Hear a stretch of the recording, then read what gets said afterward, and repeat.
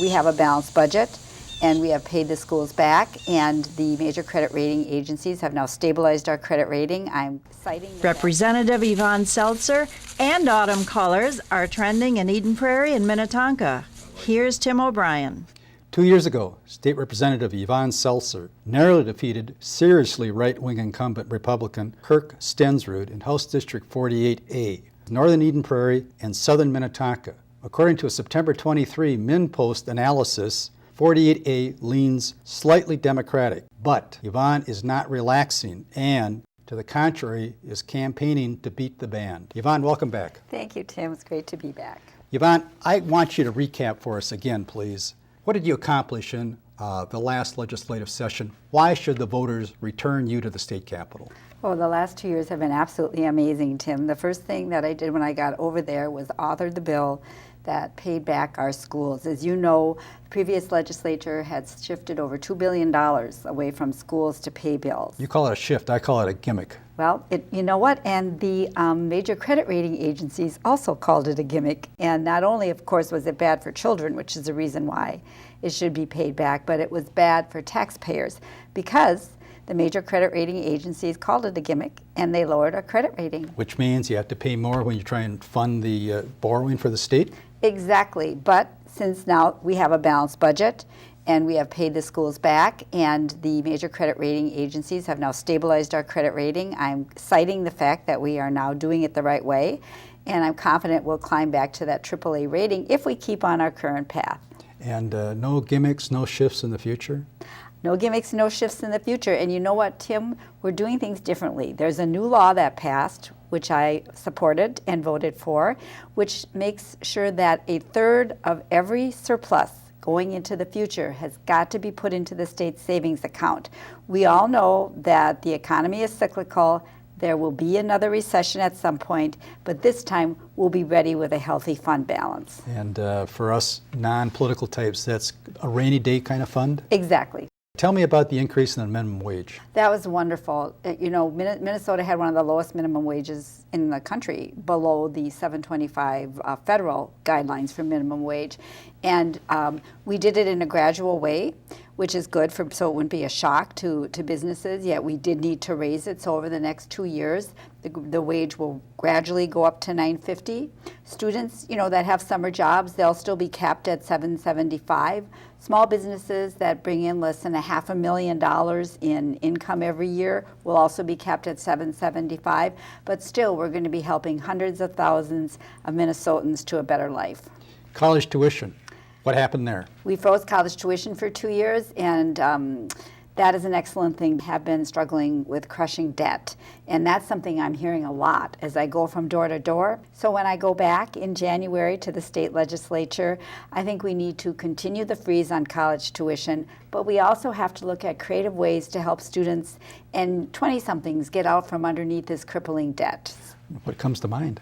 Well, you know, loan forgiveness, if perhaps for high-demand professions that are underserved. So work off the debt a little bit like that? Exactly. Nice. I may be speaking in a minority, but I think that the unpaid student debt, and I just read today that it's a drag on the housing market, but it could be worse than that. I mean, it's got to be crippling to somebody's psyche to have that kind of debt overhanging them, particularly at a time when they're coming out of school and good jobs they're not all that easy to find, particularly jobs that will enable them to repay that debt in any kind of foreseeable time frame.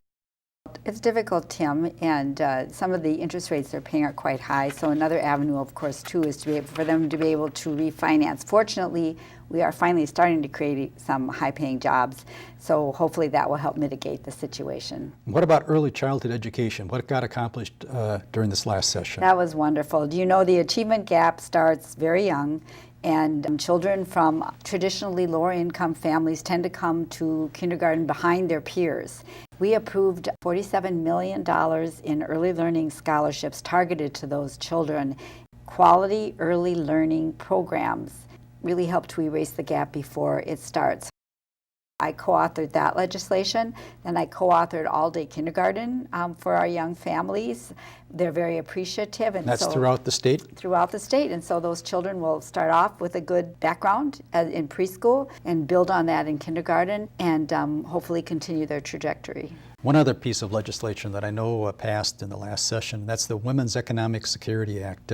Tell us what that bill is intended to accomplish. Well, it's intended to do two things. It's intended to help women entrepreneurs. The particular portion of it that I authored is a pilot to help women entrepreneurs start and expand high revenue businesses with the potential of creating high revenue jobs.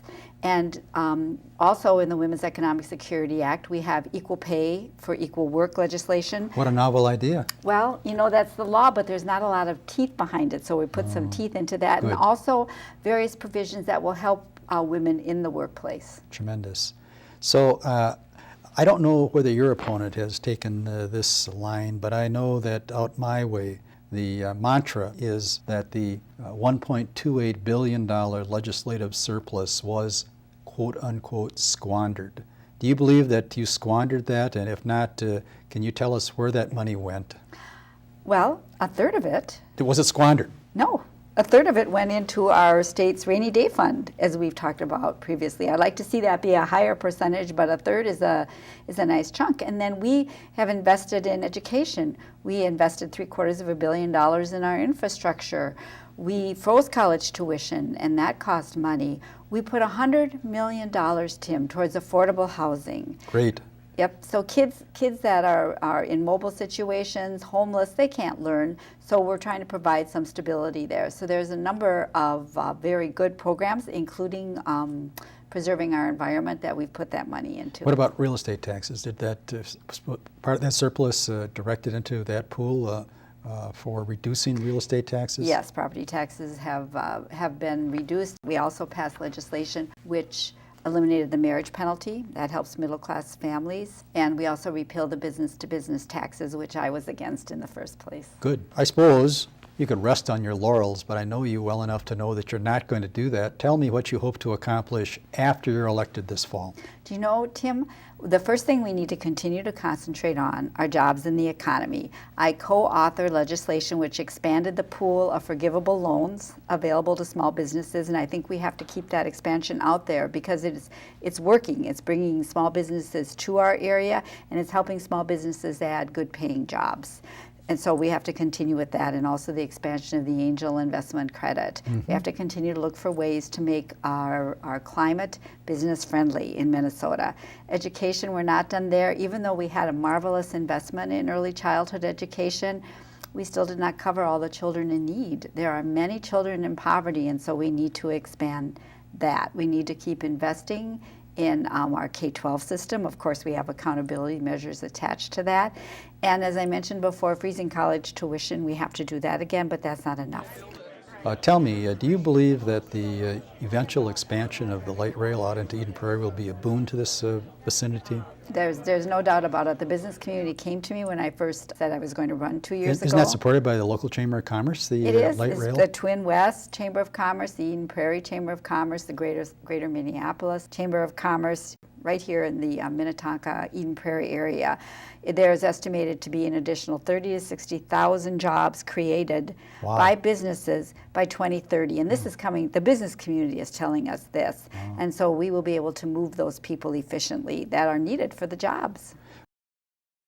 As I go from door to door, people are optimistic. They care. They care about what happens in our community in the state of Minnesota, and they want what's best for our community in the state of Minnesota. Sometimes the young women, the young girls will sit and listen or stand and listen while we're talking. And before I leave, I'll always tell them, you know, if you'd like to be a state representative someday, you can do that. That's nice. Just wait a while until you're done with your service, right? Is that what you're going to say? They're not my seat yet, right?